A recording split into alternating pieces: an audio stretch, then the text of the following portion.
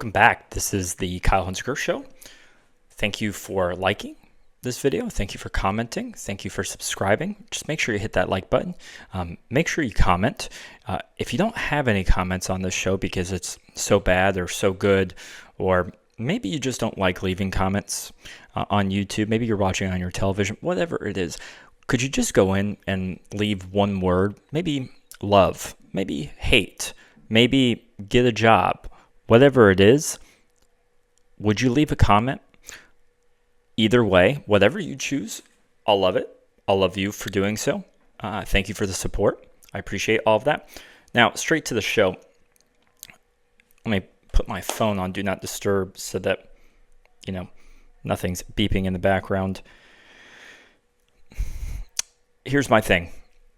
Trevor Lawrence. A lot of people on Twitter, a lot of people on the news. Oh my God, Trevor's playing the best of his career. This is what we've been waiting for. Yep, yeah, some of that. But we've seen this version of Trevor Lawrence. Maybe this is slightly better because of his surroundings, and I'll elaborate that. But Trevor himself has always shown these flashes and capabilities, while most quarterbacks have heaters or poor stretches, maybe just their average stretch of football. Trevor's been pretty volatile in his career, but he's also had stretches of games where he has been the above average and incredible quarterback that he was picked number 1 overall for. The statistics that you're seeing right now, I think, are the meeting of the minds of what bringing in a competent and skillful, insightful coach and GM will do for a quarterback. Trevor hasn't had this type of surroundings in his career, and the flashes that he's shown at points of times, I think, were the flashes in the pan that people were talking about when it comes to being more consistent. However, those were all, I think, shortened by his surroundings and made possible by either potentially bad defenses or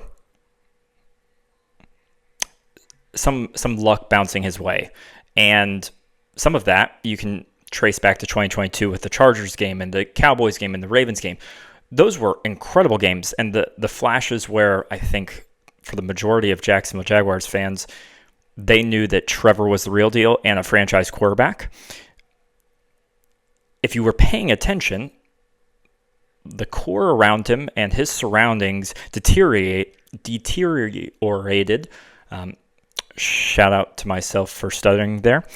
But his surroundings have been terrible between 2022, the end of 2022 and really the beginning of this year. Trevor has been the number 1 quarterback affected by drops, and that's just the beginning of it. Right now, we're seeing multiple things help Trevor for the first time in his career. He's got a good wide receiver core, I should say above average. He's got an above average offensive line, or at least they're playing like it. He's got a good coach. I don't know if Liam's great, but it sure seems like he is. He at least is a great leader of men as of this point. I'll refrain from speaking on the future, but Liam has meshed together the offensive line, schematics, adding a run game to Trevor's arsenal, developing the wide receiver room, developing the offensive line, and developing the running backs to be helpful rather than what I would describe in hindsight is almost dragging Trevor down at points of times. In hindsight, there were times where Trevor was dragging other people down on his team. However, I think the majority of the time and the time spent in the organization, Trevor has always been elevating everybody else. And now we're finally seeing Trevor on a heater with the elevated surroundings, which is the first time that we've seen this. And that's why it looks as good as it does. The peak and the ceiling have elevated because the defense has been elevated, the offensive line's been elevated, the wide receivers are elevated, and the running backs are elevated. Not to mention the head coach and the schematics and knowing how to cater to Trevor. This is the first time in Trevor's career that he's had a coach that caters to how he sees the game. And I think it even took Liam some time to figure out, hey, if I want Trevor to be Trevor and accept Trevor for who he is, I gotta just start finding a way to put the ball in his hands and let him see the game the way that he sees it. And I think that's almost similar to the way that they're starting to treat Brian Thomas Jr. Brian doesn't want to go across the middle. He doesn't want to do the dirty work that Jacoby Myers wants to do. Brian wants to run go routes, and he wants to run a post. He wants to run an out route. He wants to be on the outside, and don't put him in the middle. And at the beginning of the season, they were asking him to do something that he was uncomfortable with, and that's not him. He doesn't want to be that. He doesn't care to be that, and that's okay. It just took Liam some time to accept that and move on from it, and then put Brian in his best position possible. And now he's succeeding again. Obviously, it's only been 2 weeks, and the numbers haven't been terrific, but the happiness, I guess the eye test says Brian's doing better. This is all to come back to when people accept Trevor for who he is as a gunslinger, and you put him in those spots, you're going to get the Trevor Lawrence experience. However, he is capable of these runs when he has an average to an above average supporting cast. And it shouldn't surprise anybody based on his talent that this was coming. I think this also makes the Doug Peterson and Urban Meyer era look that much worse. Those are just some of my comments. On to second part, the Chiefs. Woof. Patrick Mahomes, torn ACL, eliminated from playoff contention. What a bad situational football team. Years past, they have been able to get off the field on third down. They've been able to win the points that matter the most in each game, right? Even when their offense wasn't clicking, it felt like no matter what, they were just N+1 or X+1 better than everybody else, the same way that Patrick, when he's scrambling, is always just N+1 faster than everybody else, especially in games that matter, playoff games, and crucial parts of their run. This team has had terrible drops, and it seemed like the lights were just too bright for them this year after having 7 straight years of shining brightest when the lights were on. And I don't think, in hindsight, we'll look back at this 2025-2026 team and think about what a waste when you think about all of the mistakes that they've made, even just dating back to game 1 when Chris Jones lets Justin Herbert break contain. He goes inside, misses. Justin Herbert breaks out of the pocket, gets the first down, and you see Tranquil and Chris Jones yapping at each other because Chris tried to make a play when he shouldn't have, and they lost. And that was a red flag sign for this team's going to be different. each year before this, they've been extremely disciplined. They've been good in those spots, and the balls bounce their way too. Kind of the Patrick Mahomes, Kansas City Chiefs devil magic sort of thing. And it just wasn't the case this year. Now Patrick is done for the year. They're 6-7 or 6-8. Yeah, 6-8. No chance of the playoffs. Gardner Minshew will finish the way. Really interested to see what they do next year, and if Patrick is able to kind of claw his way back before the season starts. I anticipate him being ready for the start of the season, maybe not with a training camp, but ACLs are moving along. I should say ACL repairs are moving along more quickly, and Patrick has always been a very flexible, durable, strong mentally guy. I assume his will and love for football and his want to dominate will bring him back, and they will be better for it next year. But the Chiefs have got to do some soul searching on the offensive coaching staff. I don't think Matt Nagy is beneficial to that team. I think Andy needs help. Andy knows how to be a head coach, but Andy being the play caller and Andy being the offensive guru in Kansas City needs to stop. He's got to be the CEO. He's got to help the offensive coordinator, but they need to bring in Bieniemy. They need to bring in somebody with a little bit more juice, a little bit more accountability for Patrick and the wide receivers. They need youth on that coaching staff to bring in better schematics that are simply, the read tree is kind of outdated. I think that's why you see Doug out of the league, why Andy's scheme, at least over the past 2 years, has been really slow and just not explosive. What they do this offseason on their coaching staff, I think, is going to determine how quickly Patrick gets back. Their offensive line, I think, will be fine. They've had a lot of injuries, and I think Josh Simmons is good. I think all of the 4 out of 5 of their offensive linemen should be back and healthy by the start of next year, as long as no injuries persist the rest of the year. The defense needs help on the defensive line. The Karlaftis signing was bad in hindsight.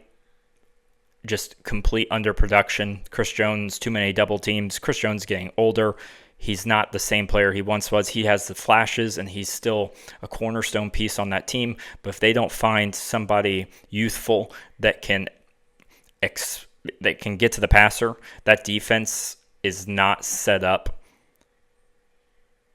to succeed. The linebackers are getting older, and according to the advanced statistics, even when they blitz, they're not getting home. So, all things considered, kind of weird to see the Chiefs not make it. I know a lot of people hate the Chiefs, but greatness only comes around so much. The greatness and the lack of parity, I think, becomes demonized because people love change so much. However, man, what a cool run for Chiefs fans. What a cool run for Patrick and Andy Reid. Everybody associated with that organization. Just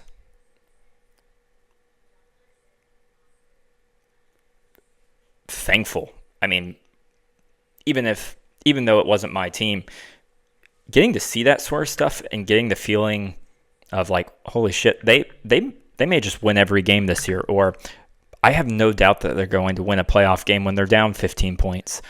Those are really cool things to see. It's not something that we see in sports very often, and it should be treasured in some way. It'll be nice for the NFL to have some parity this year, but nonetheless, Chiefs are done. To the Packers. Micah Parsons tore his ACL. Zach Tom out. Christian Watson hurt, even though I think today they ruled it that he was going to be okay. And sadly enough, I think this was the end of the Packers season.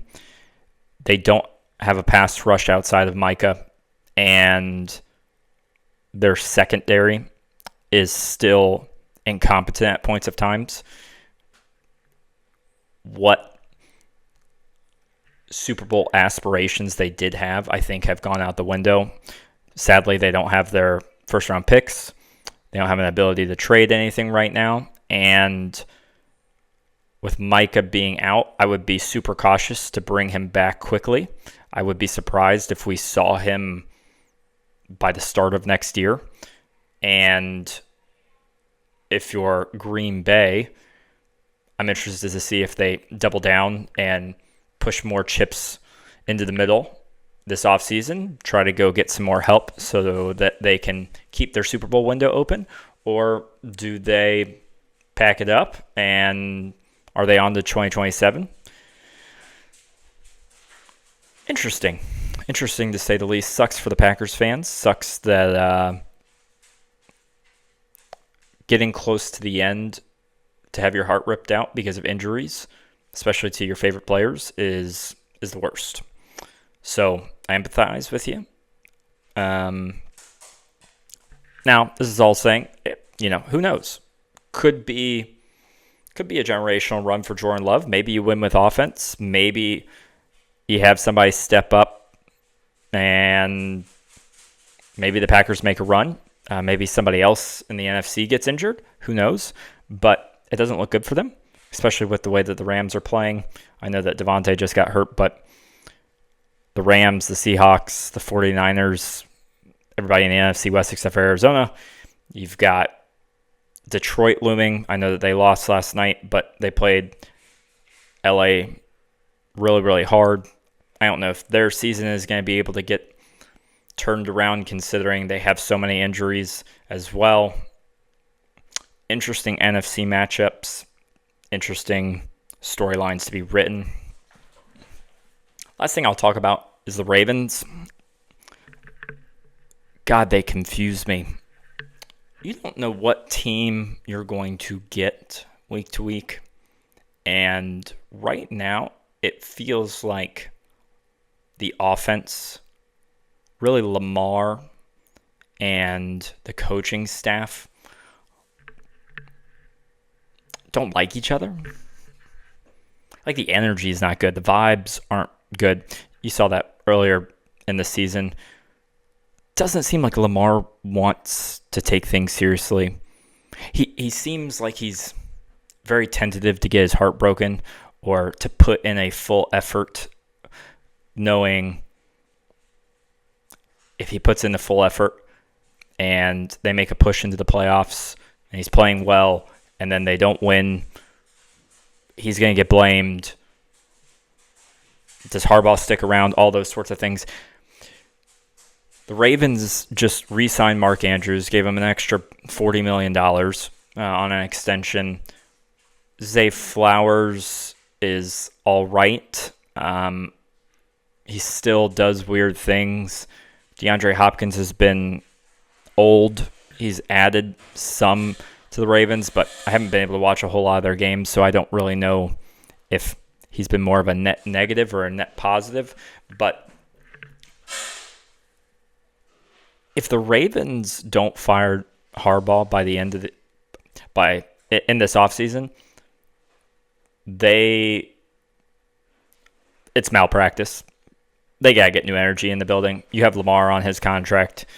You have the players that you do. You need a new GM. You need a new OC. And you need a new head coach in the building. Somebody that wants to treat Lamar like the star that he is. And I'm not saying that Harbaugh hasn't done that.